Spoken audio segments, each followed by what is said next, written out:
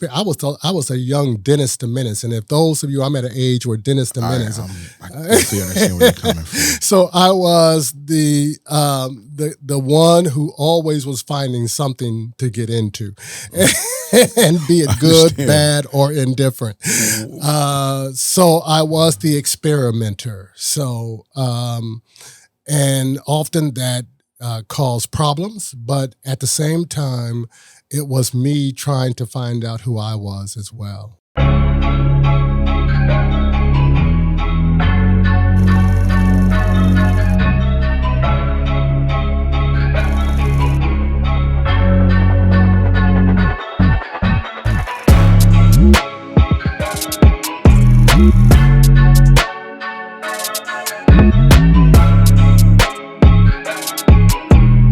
Excited about this conversation. This is a friend, a partner, an uncle. Let me not do all that to you.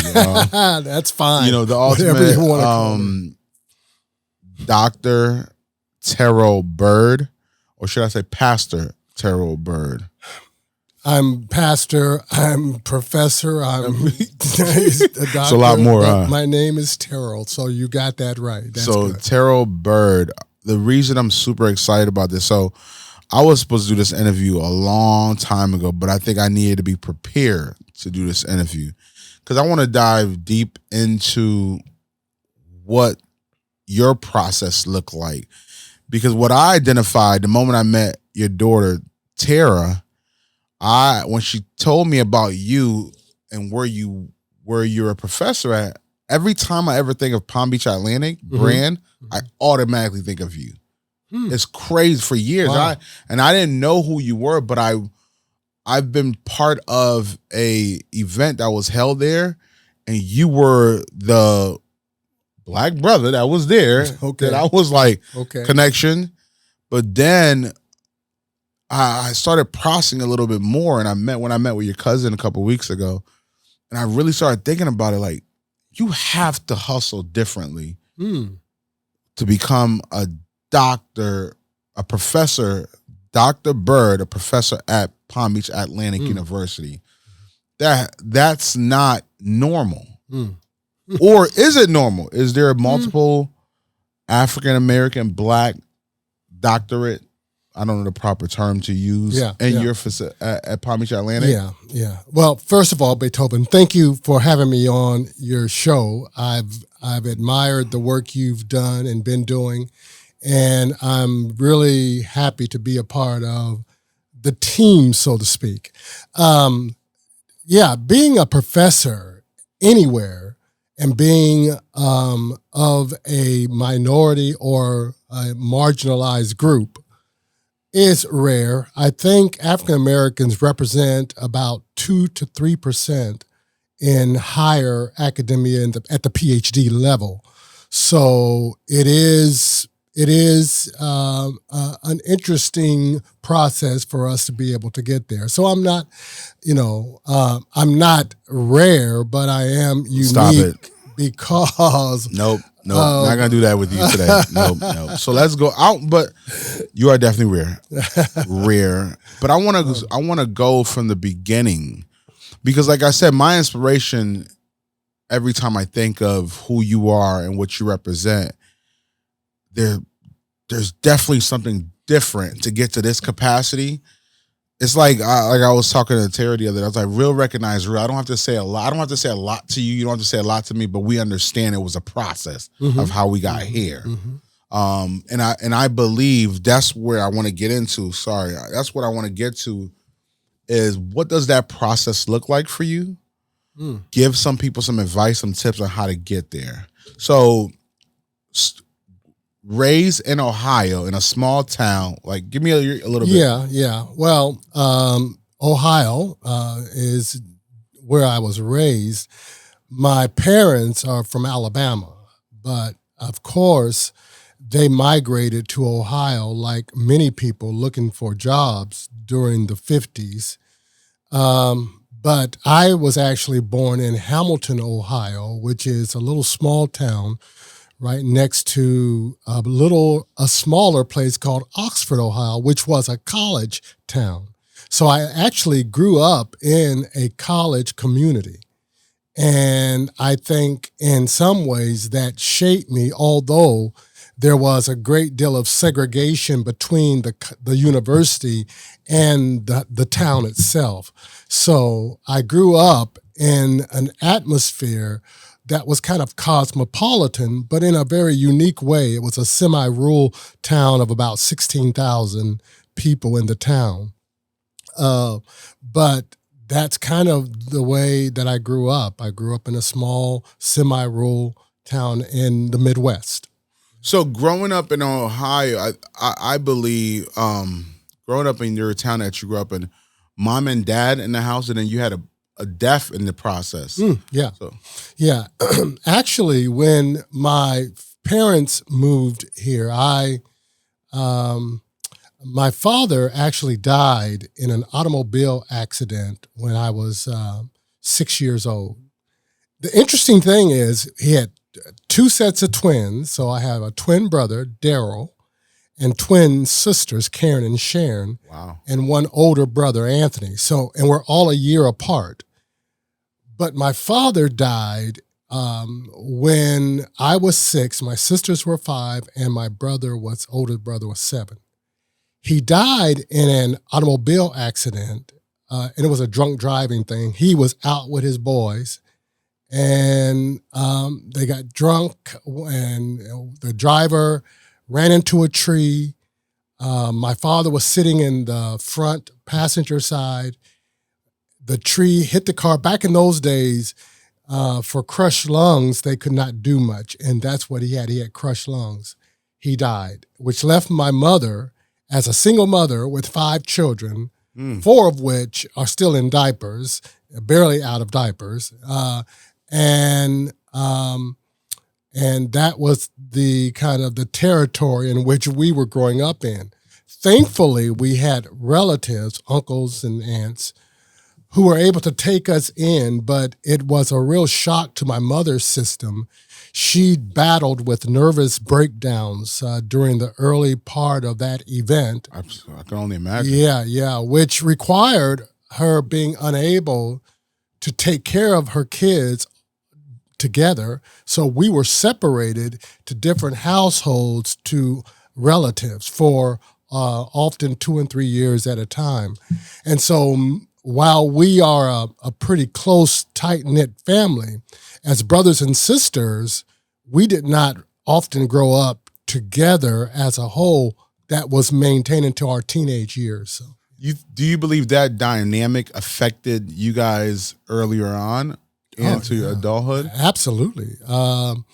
Absolutely. I think it affected all of us in unique ways. My 2 brothers, Daryl, my twin, actually spent a year, maybe a year and a half in Alabama with an uncle there. So we did not even do our 5th grade together as twins. We were separated. When he came back, my mother had an episode, and my oldest brother and my twin brother stayed with one uncle, and I stayed with another uncle and his family. So, and my sister stayed with another uncle and that family. So I think that it produced in me this kind of sense of isolation, but also this kind of independentness of mind, that I always felt different. And sometimes I think that may have played a positive role, because it helped me to be able to not be afraid to try new and different things, even if I had to do it alone. So you're feeling different. Was it different from your other siblings? Was it different from the people that you were staying with? Like, where does that indifference come from? Yeah. I think it came from, one, being placed in a community. Even though I knew my relatives loved me, I still was not their biological birth son. Then also this idea of your mother's health is you're constantly having to carry that, and there's nothing you can do about it. And so you had to fight to be able to survive. It was like a survival at a young age. And then not being really with your brothers and sisters, that too kind of created a different kind of world for me as well. I remember growing up and wanting to play junior high basketball, but my aunt at the time who was keeping me said, "No, I'm afraid you'll get hurt and your mother's in the hospital and I don't know what I would do." And it kind of broke my heart because I love basketball.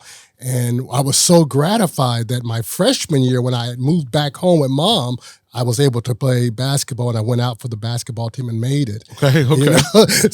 So do you believe the identity of who you were or what you were going through, you first were defending that identity from your peers, your cousins, because your mom is ill, your mom's going through different things, your father passing away, you carry a lot of that identity with you even amongst your family. Yeah, and it's trying to find an identity. The struggle of who am I when, I know that that's my uncle, that's my aunt, that's not my mother. My mother is ill. So there's this idea of being unique in this situation.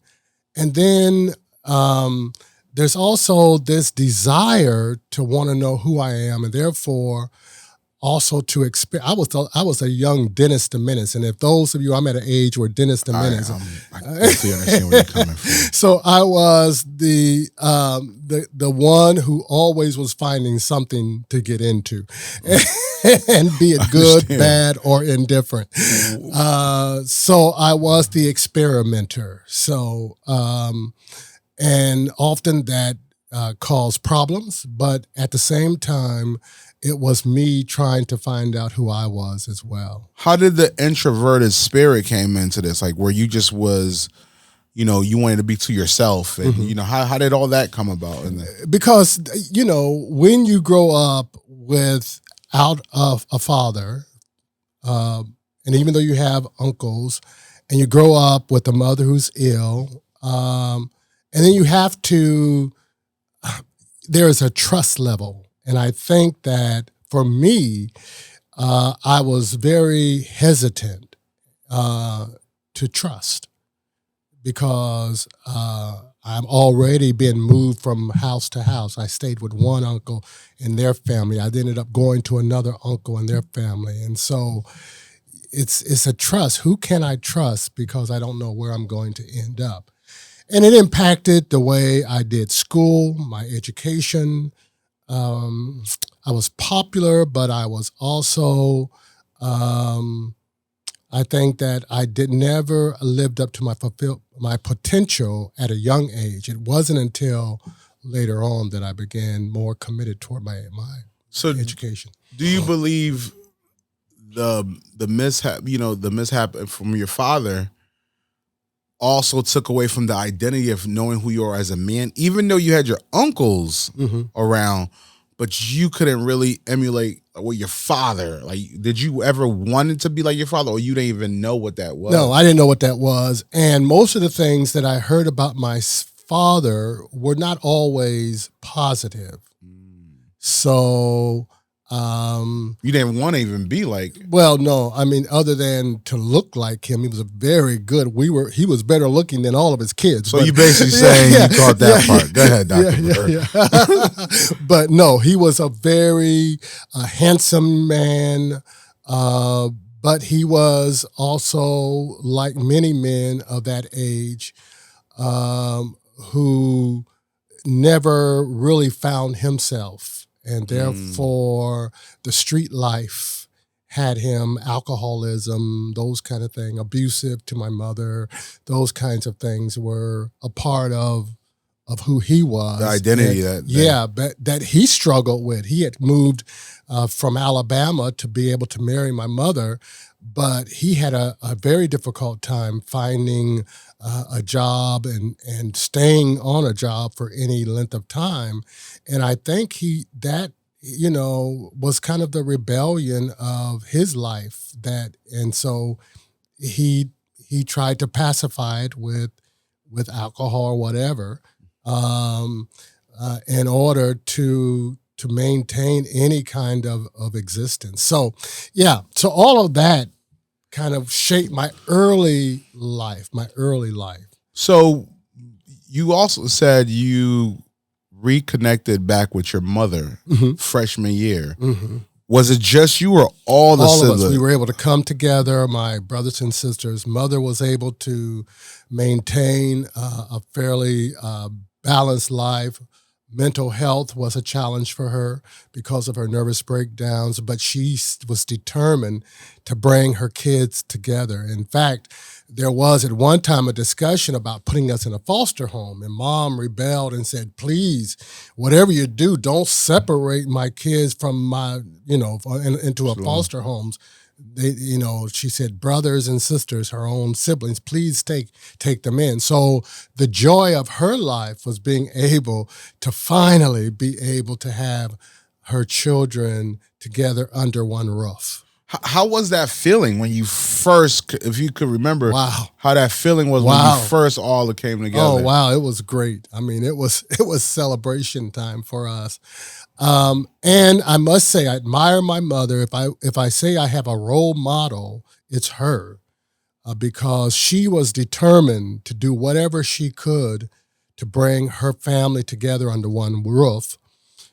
She ended up working for the university in the food service, cafeteria worker, and which I am fond of cafeteria workers at any school. That's intense. Be it elementary, high school, or college. I go to the cafeteria and I salute cafeteria workers.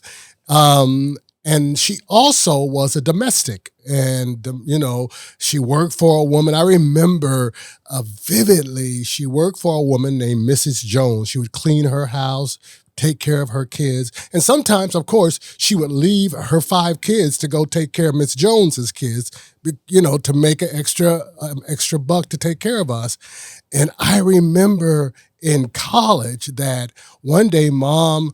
When I was graduating with a master's degree, and Mrs. Jones' son was graduating with a bachelor's degree, and I remember her saying, I had to tell Miss Jones that I could not attend her son's graduation because I was attending my son's graduation, and I will not miss my son's graduation for the world. So it was just interesting that the woman, but she had literally raised her son, Mrs. Jones' son, and they thought of her like another mother. Absolutely.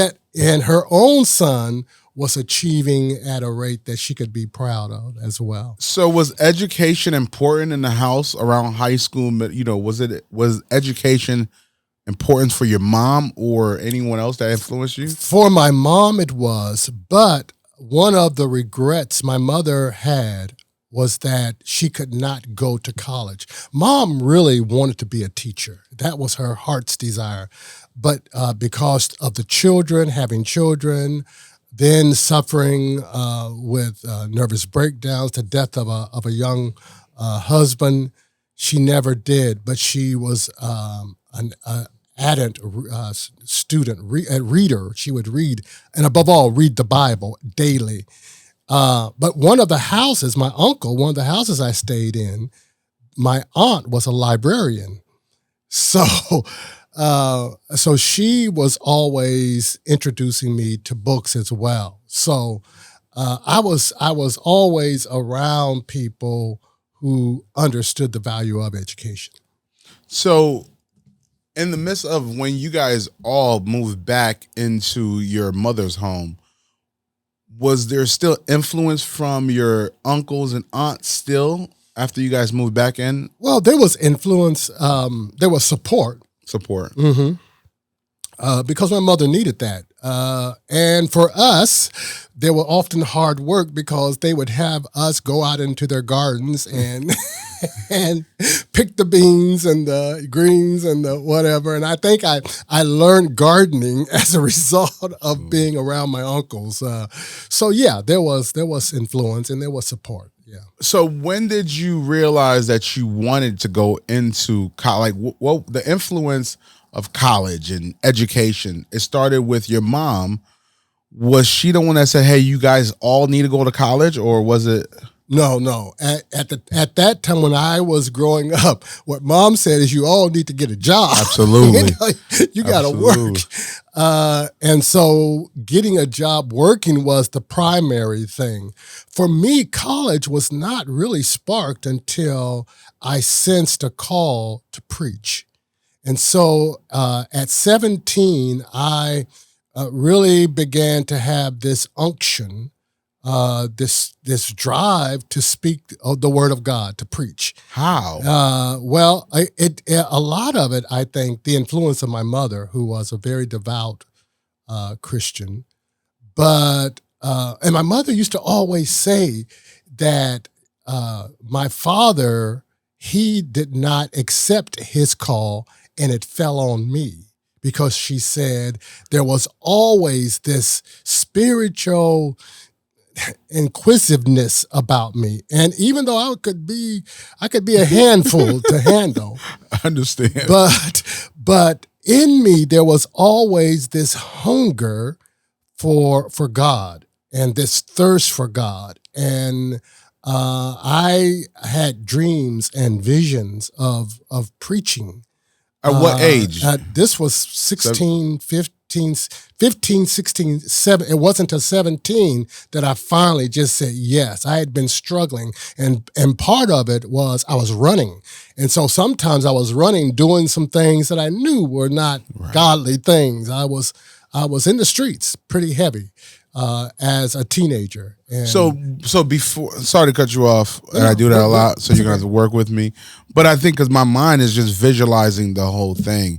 So before your calling, when you were 16, 17, what was the lifestyle like in your community, in your family, and activity with your brothers and sisters? Because you guys just came back home. How was that for you? Yeah, but we were all doing our thing. So it's not, but come on, I grew up in the 70s, so it was Earth, Wind, and Fire. Okay, here we go. New Birth. It was the OJs. It was the Four Tops. It was Jimi Hendrix. It was, and I was coming into all of it. But there also was like a nickname they gave you. Well, in that process. Well, yeah, they did. They gave me a lot of nicknames. Right. Because of your love of music. Because of, they love that. That's right. I mean, all of that was part of me kind of trying to find myself, but also running from myself. And so I experimented in a lot with the drugs and things like that as a teenager. That I was doing things that a lot of adults were. But the access to it in that community in Ohio and all. Oh, because it was a college town. And so as a college town, you had all kind of involvement of people doing a little of everything. And it was easy to find trouble if you were looking for it. So, I was the last person that people thought would ever be a preacher. Wow. And I can name the names of people who were my buddies who are no longer with us, and because of the lifestyles that they were living. And this is as a young, and I tried my best when I came out to get them to see the light that I had saw, and what do you believe that light was? Was it just the dreams? No, I think it was. The first thing that I started doing when I really became hungry for the gospel is I started reading the book of Proverbs. And the book of Proverbs, because it was the wisdom. Solomon always intrigued me. The wisest man that ever lived. Wisest man that ever lived. But when you look at Solomon's life, he's doing all these unwise things. He has 700 wives and 300 maids to serve. You don't him. recommend 700 wives? No, I don't. Who could handle 7? But anyway, those things that he was doing, but he was wise. The Bible talked about there was none wiser than Solomon. And I began to read wisdom literature. And you say, why? It began to make sense. It's like what he's saying makes sense. Oh, yeah, it is that when you seek after wisdom, there are certain things you shouldn't do. You ought to not love folly, but you ought to seek instruction. You ought to, all these different kinds of things that I was reading from the Proverbs that began to make sense to me. Do you believe that the identity that you were looking and the guidance you were looking for from your dad, Proverbs kind of gave you that? I believe that Proverbs helped me give me a context for understanding life, the fullness of life, that there are questions that I had, and I finally found a place to go to get answers. And I remember my mother saying, wow, you're reading the Bible every day. And the thing is, she reads the Bible daily too, but I was reading day and night. I was at school, they were teasing me my junior year in high school, calling me a Jesus freak because I had the word of God. So I was being persecuted they're like, oh, it's not real. It's not real. I mean, but I fell in love with the word of God. I fell in love with Jesus at a young age because I had done the stuff. 14, 15, 16, I was living like some 18, 19, and 20-year-olds. So by the time I had finished, they were just starting. So you was already an adult. I was all right. I did my time here, guys. That's right. I'm ready to go. I've done that. Why are you all telling me you ought to get this? I've been there, brother. Right. And so, but the thing is, I had some catching up to do because I played through high school and didn't get much guidance from my guidance counselor. He was saying, oh, just find a menial job. You're not really cut out for college, blah, blah.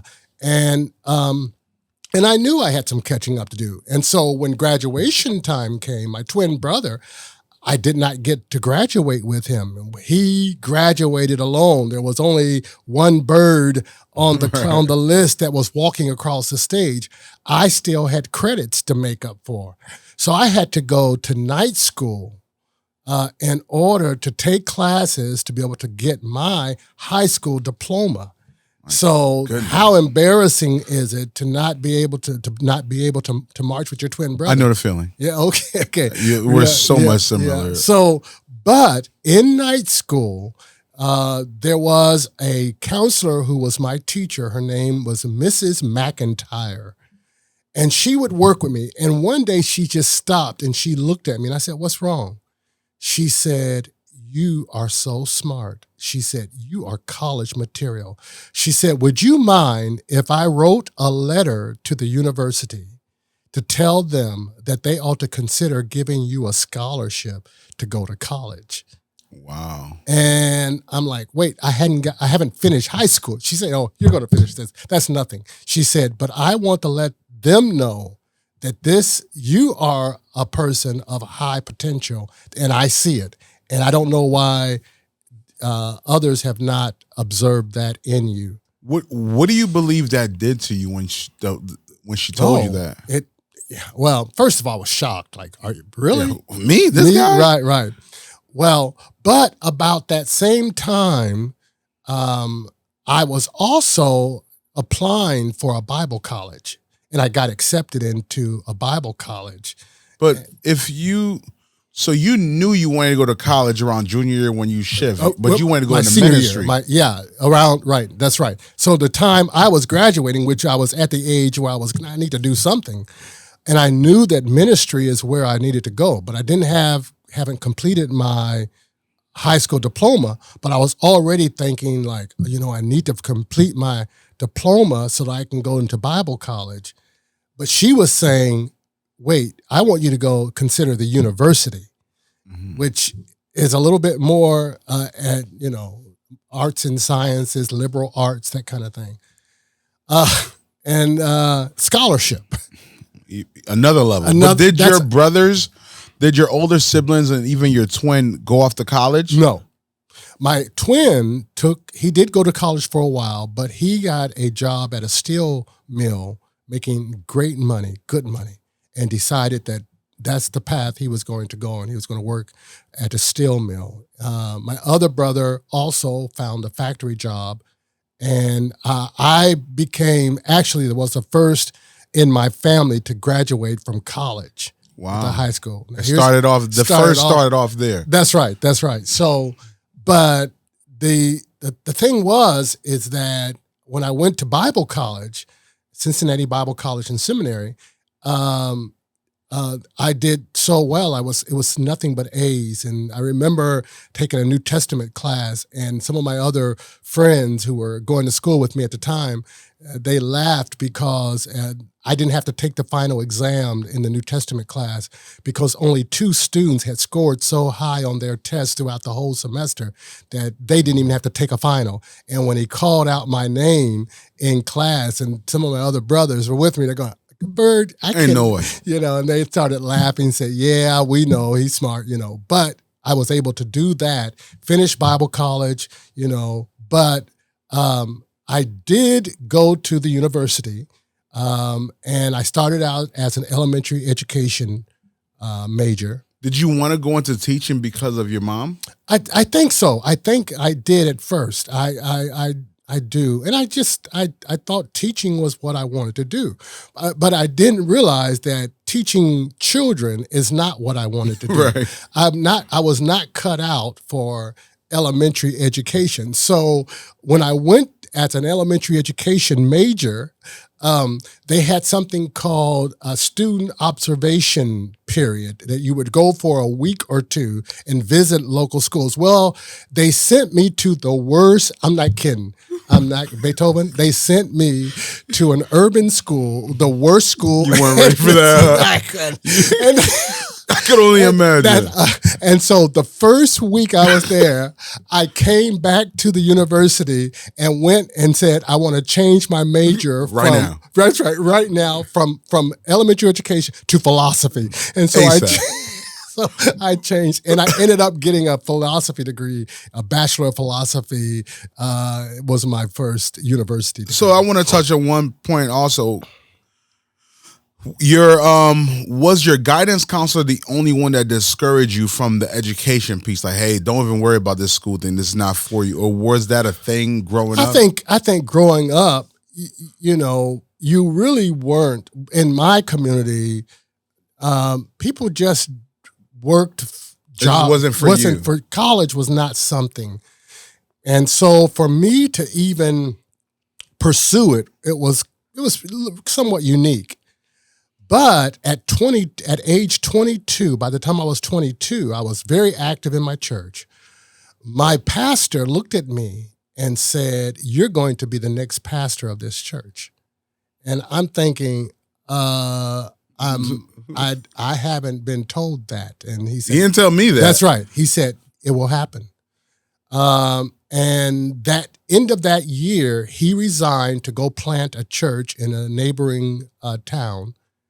And the congregation met and said, "We want you to be our pastor." At the age 22. At 22. Now, at that age 22, were you working already? I just finished my Bible college, so I was just coming out Bible college. I had been married. I got married at 20.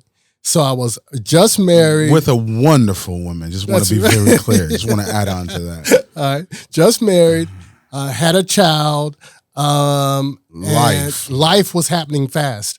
And then to become pastor of my home church, it was like a consensus. The whole church said, yes, we want him to pastor us. And I ended up pastoring my home church. How, even just getting all that information, what did you go back home and tell your new wife about? What all this? I'm gonna be a pastor of a new church. Like, how was that? Like that. Yeah. I'm not sure she ever thought that she would be married to a pastor. That was the first thing. And so we had some long talks about the direction that my life was going in.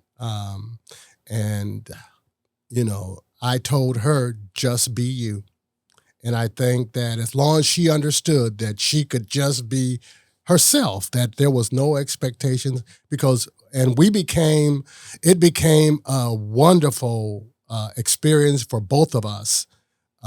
She was a different kind of first lady, non-traditional. She didn't wear the big hats that a lot of the black churches do. She didn't do any of that. She was fun-loving and playful with the kids, and she enjoyed. And so our church, actually, we ended up becoming one of the most popular churches in the small town.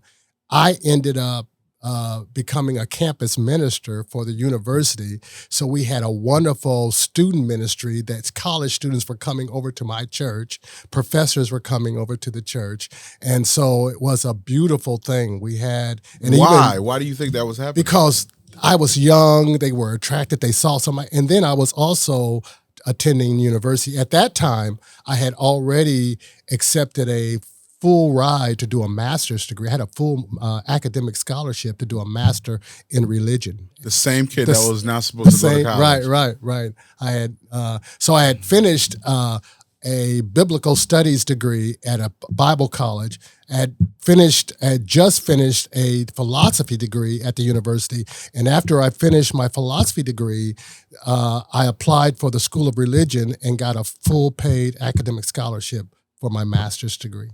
And so then the university, they were looking for a campus minister and said, would you consider working as a campus minister?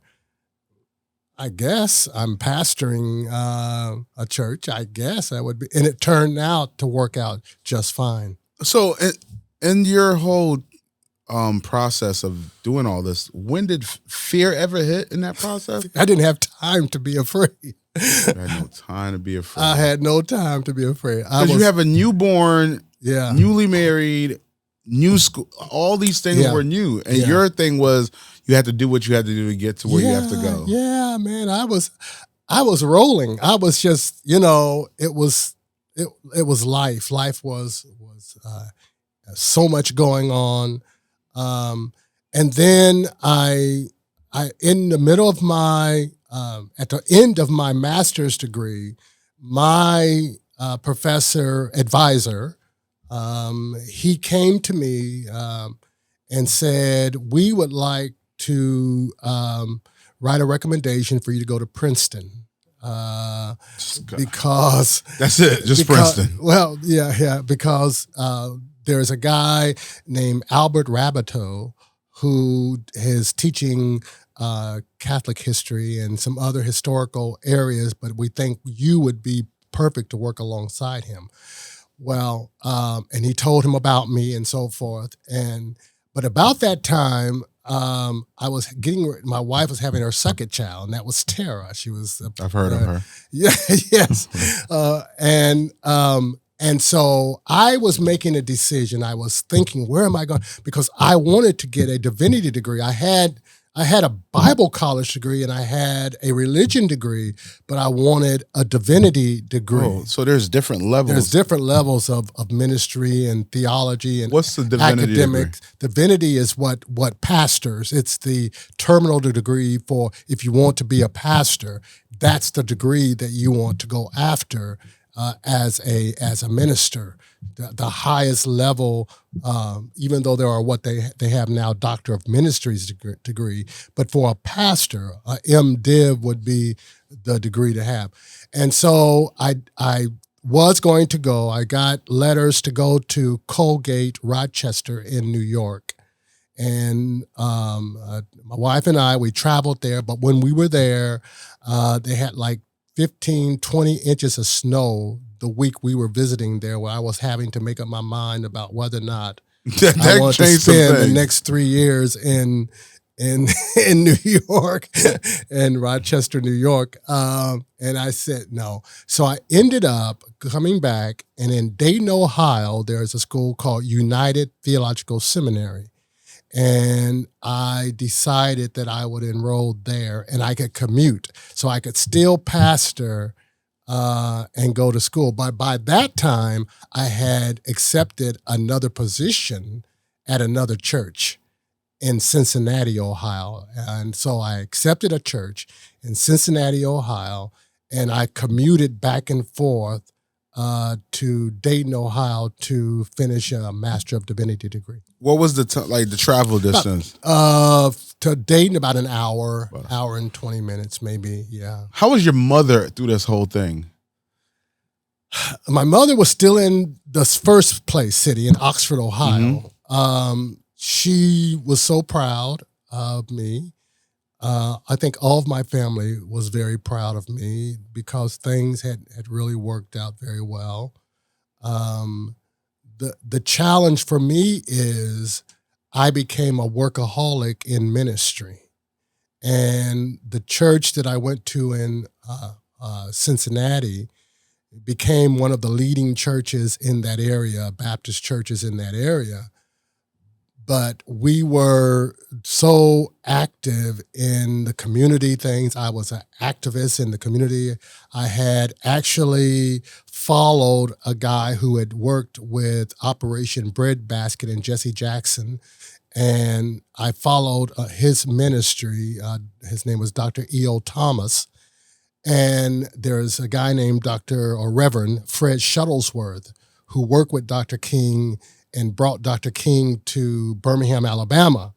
And he had moved to Cincinnati and was pastoring a church there. I think Angela Shuttlesworth. That's right. It's that's her crazy. Right. Her father. Her grandfather. Well, Angela, right. Her grandfather, yeah. Yeah, that's crazy Angela. How all that's connected. Well, he became a mentor to me because when I came to Cincinnati, he was one of the first pastors to call and welcome me as a new pastor to the city. And so he mentored me. And so, in fact, I've had him to come and speak at Palm Beach Atlantic a couple of times before. He's dead now, but when he was alive, he came to the campus. I brought him here. So I was working and then I wasn't satisfied. I wanted to work toward my PhD, and because I thought that eventually I may be a full-time professor, but the University of Cincinnati had already asked me to come on to do some teaching for them. And so I ended up completing a PhD at Union Institute and University, where I did a interdisciplinary degree in philosophy, theology, and sociology. So that's kind of, and then when I finished that, I was recruited to Palm Beach Atlantic University. So, but even before you got there, were you already, do you believe now you were creating a new identity for the male, the Byrd man, and the because your father had an identity, you could not mimic his identity because of his passing. Now there was a new identity of what a Byrd male looks like. Yeah, well, I don't I don't necessarily look at it as a Byrd male, because I think even on my uncle's side, the Browns, that my mother her main name was Brown, and she had all brothers. She had 7 brothers, and she was the only daughter. So, wow. Yeah, so. There were a lot of men in that family and some really good, decent guys. But I think that if anything, I became kind of a model for a lot of people in that small town that I grew up in. Because when I got married, there weren't young people weren't even getting married. That wasn't married. By the way, a wonderful woman. Just want to say that again. Okay, and so I ended up eventually officiating weddings throughout the city. I was just every time you looked around, I was. You had another one, another marriage, and it became chic, to be able to get married again. So. And even now, when I go back to visit, I'm kind of like the local hero, to some degree. I love my family. They love me and respect the work I'm doing. But I'm very humbled by, what God has done in my life. But even when you were in the church and ministry, your leadership, what does it take to actually lead in the capacity you were leading in? Well, the first thing that I would say you have to do is have a love for people. the worst thing that someone who says, quote unquote, I'm a pastor, is be a pastor who does not love people. You cannot hate or despise people and be an effective pastor. So I love people. I want what's best for people. The other thing is there has to be a sense of humility where you've got to understand that you put on your pants the same way everybody else puts their pants on. And whatever you have, whatever you know, is because somebody came before you, and that you're simply standing on the shoulders, and the lift that you got, hopefully you can give somebody else a lift as well. So I've never thought more highly of myself.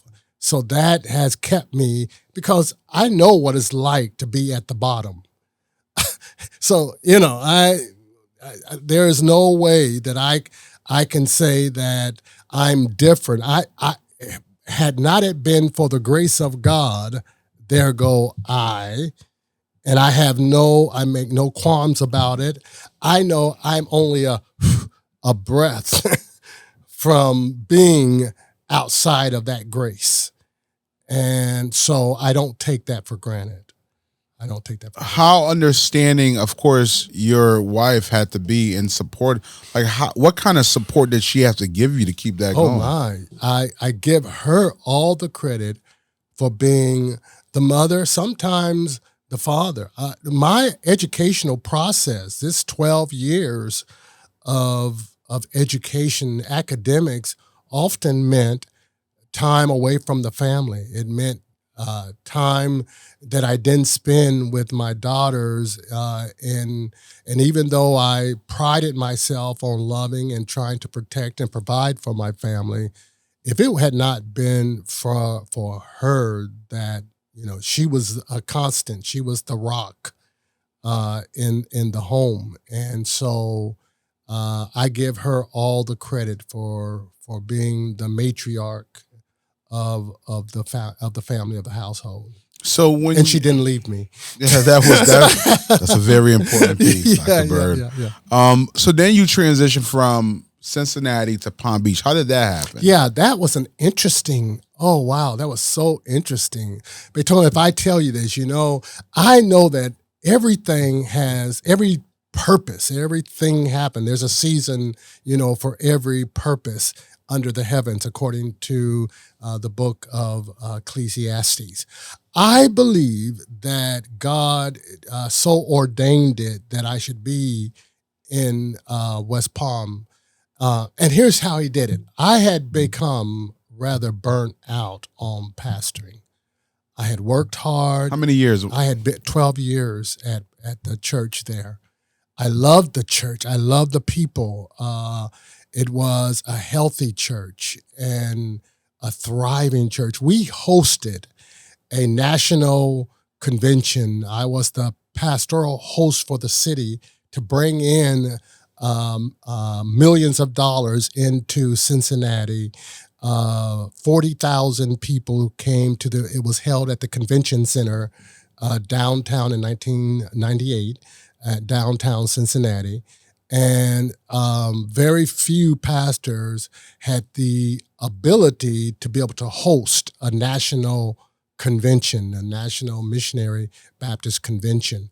And so I was flying high in terms of the notoriety, in the city, people who knew me, knew my church, knew what we were doing. The church was progressive, and we had just outgrown our church. We outgrew it. And so under my leadership, we said, let's purchase some land. So we had purchased 8 acres of land, $250,000. We paid for it, paid it off, and it had to sign the new home of this church, and we were ready to just break ground. The bank had already come to me and said, the money's there for you. You've met all the qualifications. You can break ground. About that time, Dr. Ken Mahanes, who was pastoring a church in Dayton, Ohio, had just become the new dean of the School of Religion at Palm Beach Atlantic University. I didn't know him. He didn't know me. But he knew one of my good pastor friends who had pastored in Cincinnati and who had gone to Bible college with me, that Bible college that I started out years ago. I'm working on an undergraduate. There weren't many African-American students at this school. I'm working on my undergraduate Bible degree. He's working, this minister, Dr. Robert Smith Jr., is working on his master's degree.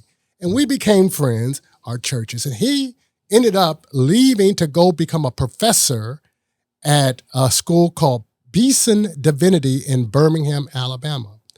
Well, this dean was good friends with the dean of my friend's school, and they were having dinner one night. And the dean who was coming to Palm Beach Atlantic said, I'm looking to start a new school ministry department at Palm Beach Atlantic University. They have a religion department, but we're going to make it a school of ministry so that we can focus more on ministry and less on the philosophical. But we need faculty who have both the academic training and the ministry experience. And I need somebody that can... You cover those grounds. Well, my friend looked at him, and my friend said it was only by coincidence that he was at dinner with his dean and this dean that evening. He said, I have a good friend in Cincinnati named Terriel Byrd. He said, I think he would be excellent for your program. And Dr. Mahanes is his name. He wrote the name down. He took my number, got the number, called me and said, this is Ken Mahanes. I'd like to come visit you. And I said, for what? Why? Yeah. Why would you come here? Right. And so. Were you already in Palm Beach then? No, I was still in Cincinnati. And I said, where did you get my number? He said, well, your good friend, Robert Smith Jr., he mentioned you and thought that I might ask you about teaching at our university. I said, no, I'm pastoring. My church is getting ready to go through a building program. We've bought land. We're getting ready to break ground. Oh, that early? Yeah, we were getting ready to break ground on a new building.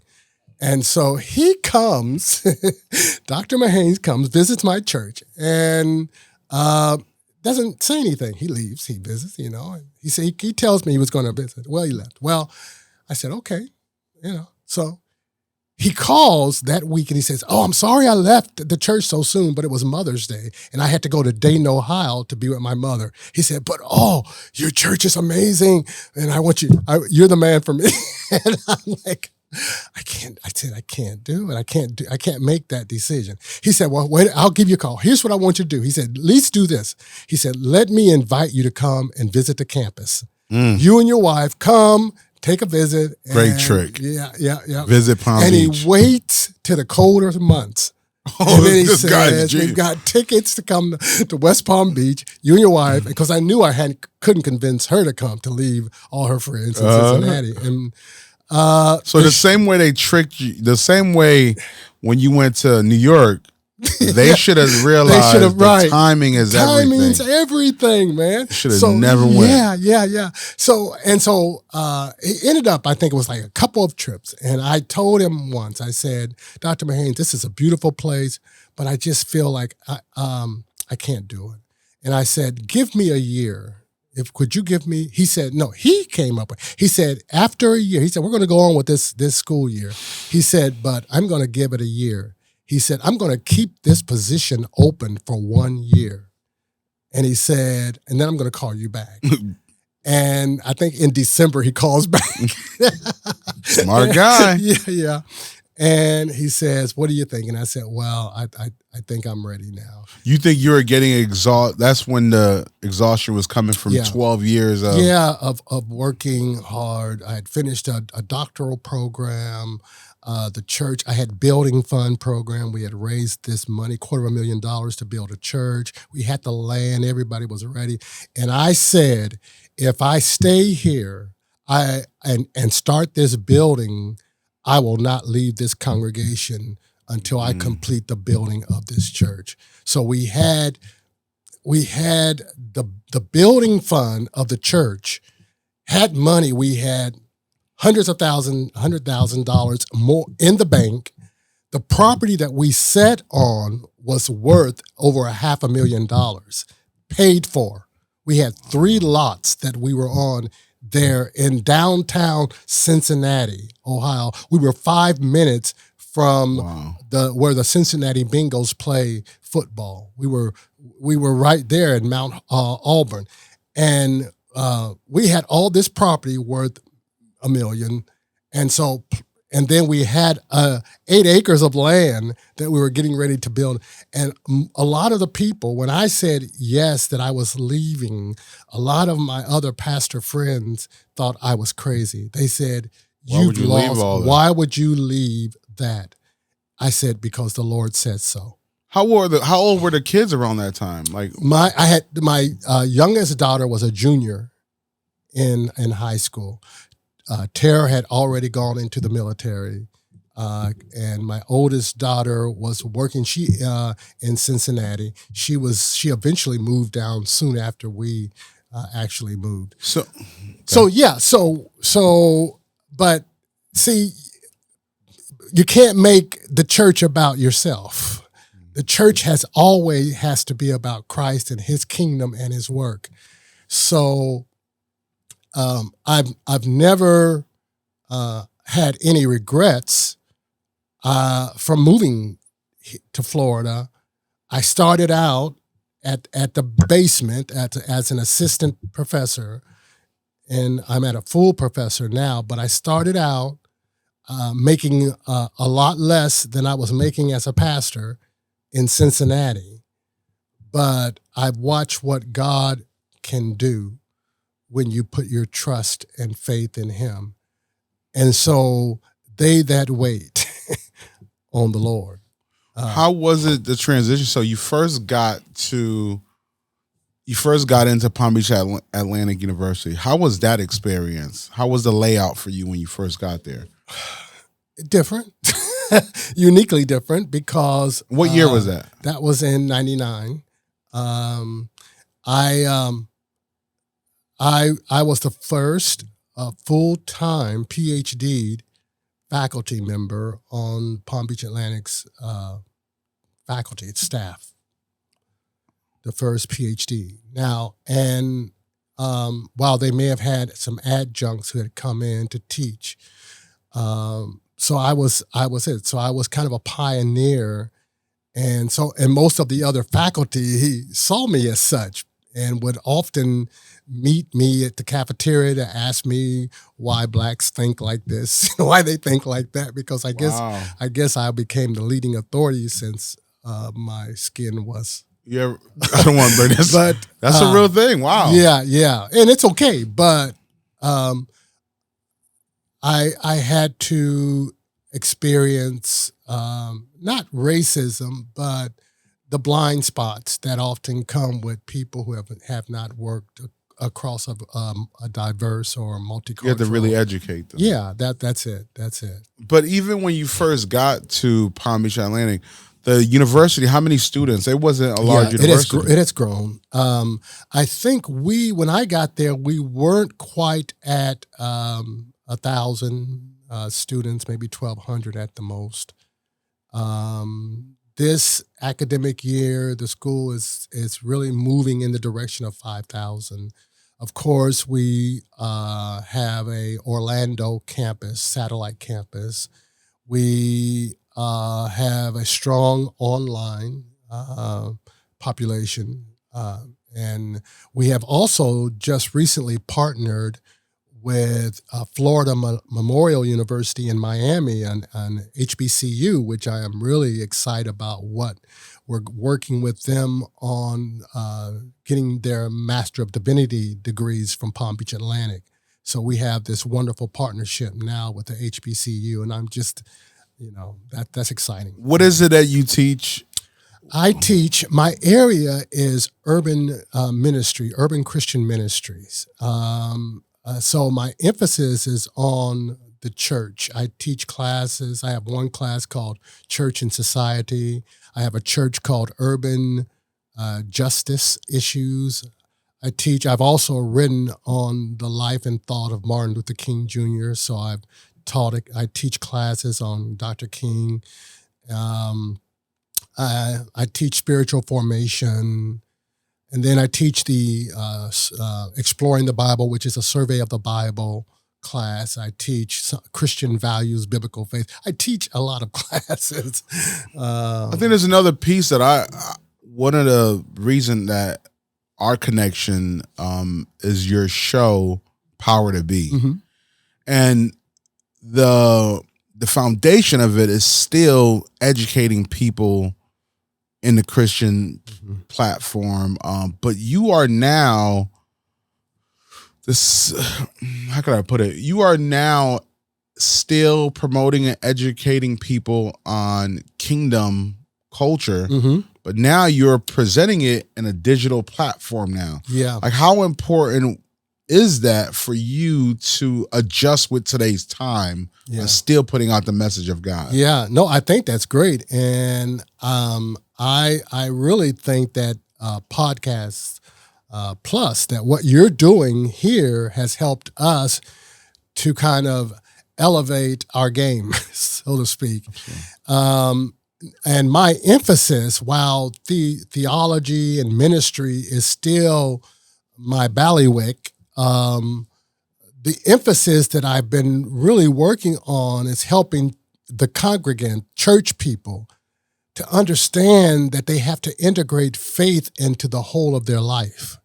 And so my emphasis is becoming more on practical ministry, practical living, and living out your faith. And whether you're doing it through your work, through your business, what have you. So I needed a platform to be able to get that message out. And I think the Power2B show gives me that platform. And I'm thankful because it's far-reaching. And so it's not limited to one geographical area. It's international. So I'm grateful for that. How important do you believe creating a multimedia platform in the ministry? How important is that for other leaders to look into that? I think it is essential for this day and time, because we have for some time gone global. Dr. King was talking about the world house and, the beloved community in terms of a larger global perspective. So we've already gone global, but now we've got to have the global connectivity. And I think that's what's exciting. It's exciting for me personally because I've taught in countries like Moldova, in Eastern Europe. I've taught in Romania. I've taught students. Jesus Christ, Dr. Byrd. You and stay dropping bombs. So when I have students that I've taught from Ukraine, for example, because we taught students from the former Soviet bloc countries. When I teach or have taught them, and then they can see me on a podcast and can send a note to me, an inbox saying, I saw you. That's the kind of connectivity that I'm talking about. So we need to promote it. And I want to be a promoter of this, because I think that if we're going to be effective in reaching the world with the gospel, the good news, and helping people to understand how to apply the gospel to their lives and to their work, I think they need to get the word out through something like a podcast. So do you believe that, a question, how did COVID affect the church as far as the people coming in there, people doing church from home now? Yeah. Like, Yeah. Oh, it affected it. Oh, and many churches, and I've talked to many pastors who are still trying to adjust to this new world order, so to speak. For the most part, churches had to adapt to a kind of a virtual platform in delivering their Sunday services, their Bible studies. My church did. We were actually doing FaceTime Live and Instagram Live, and then going live to our congregations. And we also were doing things, even communion, where we would have a pickup place at the church that they could pick up their communion elements, and then we would be able to offer communion virtually. So, it changed the whole dynamic. And what I have discovered is that, like myself and other pastors, some of this virtual connection, we won't ever change. We won't go back. In other words, we're teaching our Bible studies now virtually, and we're reaching a larger audience. And so we are kind of high-plexing so that we can do both. We can do in-house and we can do virtually. But the reach is bigger. Yeah.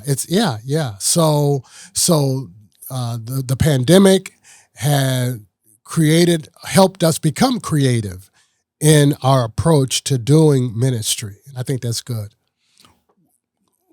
One of the questions I think I want to know and I want to understand from you is, what does your legacy look like?